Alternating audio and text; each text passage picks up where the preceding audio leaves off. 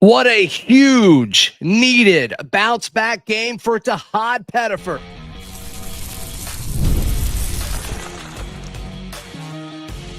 You are Locked On Auburn, your daily podcast on the Auburn Tigers. Part of the Locked On Podcast Network, your team every day. Yes, welcome on in to Locked On Auburn, your daily Auburn Tigers podcast. I'm your host, Zac Blackerby, and thank you so much for making Locked On Auburn your first listen every single day. The Auburn Tigers, probably with their biggest win so far of the season, they beat Oregon in Las Vegas, part of the Players Era Championship. They won 84-73 over an Oregon team that didn't want to go away, an Oregon team that was not afraid to play physical, but thankfully they had no interest in taking care of the basketball. Some of that was Auburn's defense, who played pretty scrappy throughout. And some of it was, Oregon just kind of seemed like erratic at times. Offensively, Tahaad Pettiford, we have been asking for a big game for Tahaad, and boy, did we get it. Leading the way with 24 points. He led all players tonight.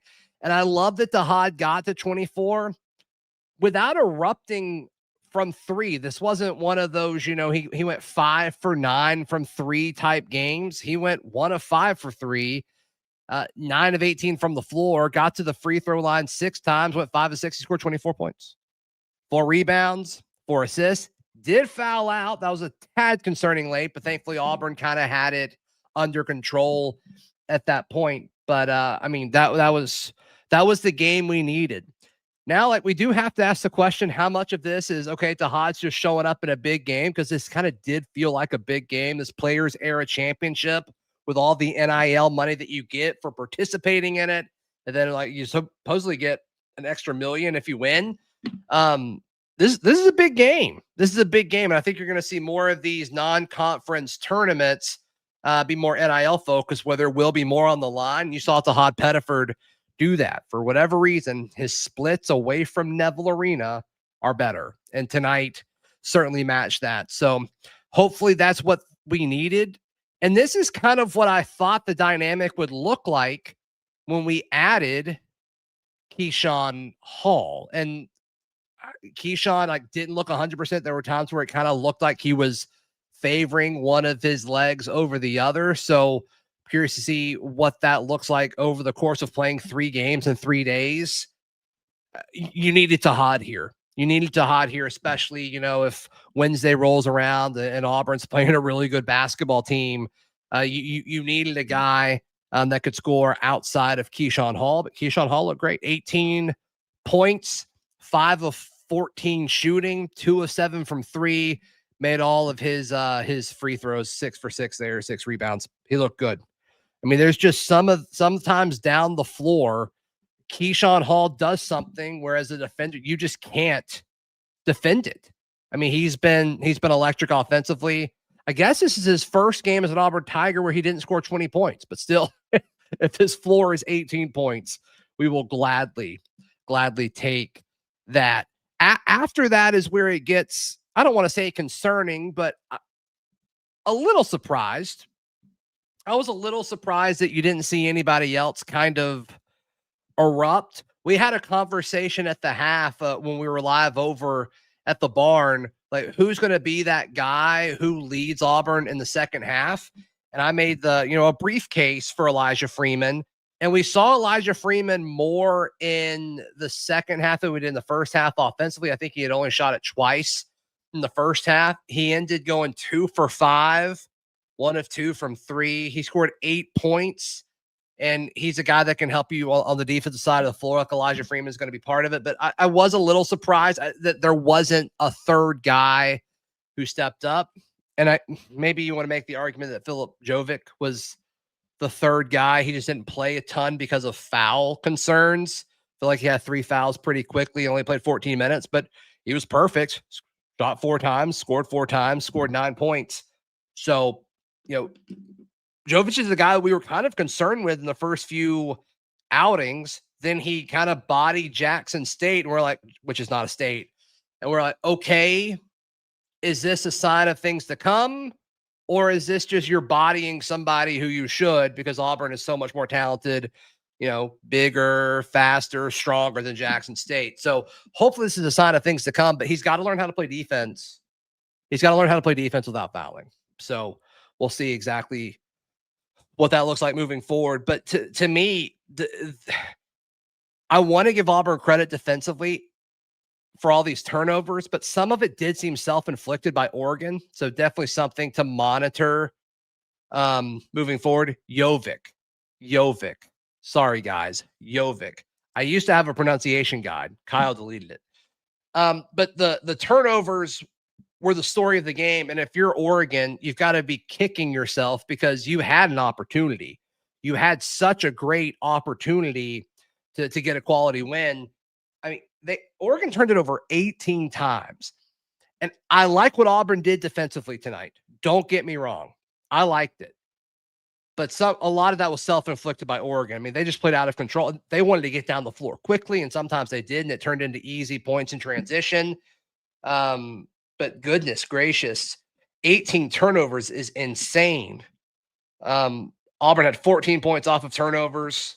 Oregon had 7 points off of Auburn's 6 turnovers. So arguably, you probably should have done more with those turnovers. But there were times down the stretch, and Kyle and I were live over at the barn just a moment ago, where Auburn had so many different opportunities to kind of seize the game. And that was what made last year's team so great, where it's like, okay, is it going to be Janai that puts the icing on the cake and says, okay, this game's over with 6 minutes left to go? Or, would Chaney do something? Would Denver get hot? Would Miles get hot?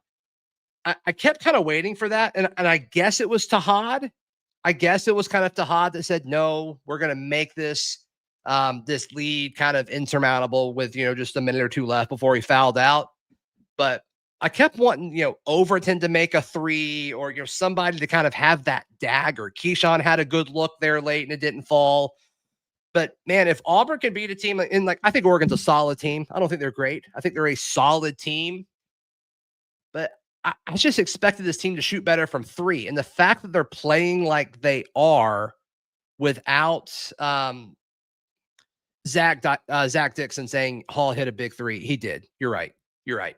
But down the stretch, I expected this team to shoot better than 21% from 3 in a game like this. And the fact that they're able to win by doing that, I think they're only going to get better from outside scoring, which is exciting.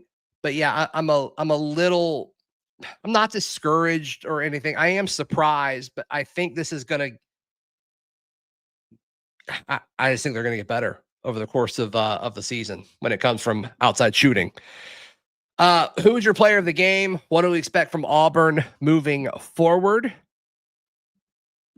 We'll tackle all that in just a moment right here on Locked On Auburn.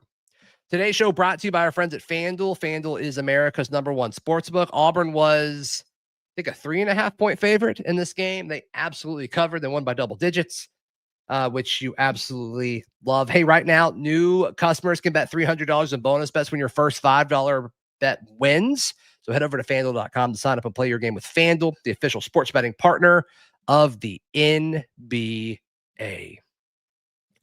The Auburn Tigers win 84-73. I think it's very clear. The live chat is saying it. I'm saying it. Tahaad Pettiford, player of the game. Tahaad knows what the storylines have been around this team. Pleasantly surprised with Keyshawn Hall. I think he's overachieved since he's been here. But I expected him and Tahaad to either be a 1-2 punch or for Tahaad to be the guy and for Hall to kind of be, the supporting guy in this cast, if you will. And that's not what it's been. It's been Keyshawn Hall, and then some Tahaad Pettiford's really just in the Houston game. Tonight was kind of the balance I was expecting when Bruce Pearl and Stephen Pearl were building this roster. And now Stephen Pearl obviously gets to pilot this roster. This is more so what I thought it was going to look like, where Tahaad is the guy. I think Keyshawn's following suit. Hall's not 100%, as a few folks are saying in the live chat. I'm getting there 100%. I agree with you. And so I want to see over the span of the season, like, what does the end goal look like? Because Hall not 100% and still obviously a scoring factor in all of this. So I am curious to see what that looks like moving forward. Defensively, though, I was really pleased with this team. Really, really pleased with this team. I mean, remember, it was tied at the half. This game was tied at the half, and it's like, all right, who's going to step up here? And you had a lot of different guys kind of have moments in the second half on both sides of the floor. Auburn outscoring Oregon 47-36. In a game that's kind of sloppy on both sides, Oregon from the turnovers side of things and Auburn from the not making consistent shots until the final few minutes. The fact that you had a 47-point half, you take that. But Auburn scored 4 of their last 5 shots. That's all you can really ask for. So hats off to the Tigers. Hats off to Stephen Pearl, Tahaad Pettiford, and the Auburn Tigers. Let's look at the next 5, because that's how we wrap up every live stream. Daryl is sick, so y'all please send your prayers Daryl's way. Was not feeling good. Sounds like that bug that's going around hit his family. So hopefully they recover quickly, because we got lots of basketball to get to. And it's Iron Bowl week. Come on. All right, so Auburn takes on Michigan tomorrow at 7:30. Michigan is playing. They're about to play right now, or they just tipped off. So I always say, like, the quicker turnaround is a disadvantage. So, maybe Auburn playing earlier than Michigan will help Auburn in that game. Just kind of give them a few hours of rest. And obviously this coaching staff can watch Michigan right now. So I think that's an advantage. We'll see. But Michigan, a ranked team. They're a good team. On Auburn's team, they're 7th. I didn't realize they were ranked in the top 10. I knew they were good. I didn't realize they were that good. And then we will learn who we will play on Wednesday after the games tomorrow. Then they return home to take on NC State in the ACC SEC Challenge. Then they go to Arizona, and then they host Chattanooga. So that's 1, 2. We'll skip the 3rd game this week because we can't pick that. So Michigan, NC State, Arizona, Chattanooga, and then we play Purdue and Indianapolis. I mean, what a stretch. I mean, you take 3-2 in those 5 games in a heartbeat. If you go 3-2, in that stretch, I mean, okay, you beat Chattanooga, and then you either beat NC State, Purdue, or Michigan. You beat 2 of those teams. The losses don't hurt you, and goodness gracious, would the wins help you. Going to Arizona is going to be tough. They look great. Goodness gracious, do they look good. Then I've only watched a little bit of Purdue when they played Alabama, and Purdue looked really, really good too. Haven't watched a ton of NC State, so we'll see what that game looks like. But it's at home. I feel better about that one. So Auburn's got their hands full. A lot of people saying 3-2. A lot of people are saying 3-2. If you go 3-2, you solidify yourself as a true threat in this conference. Very few teams in college basketball could go 3-2 with those 5 games. And we're not counting whoever we play Wednesday, which will probably be a pretty good team. So take that for what it's worth. Take that for what it's worth. Cool. I'm going to wrap this one up a little early, guys. Please like the video. Please subscribe. And we will see you guys tomorrow. Dropping a show bright and early about the Iron Bowl. So come by, and we'll see you bright and early with a new edition of Locked On Auburn. Please like the video. Please subscribe. We'll see you next time. This has been Locked On Auburn.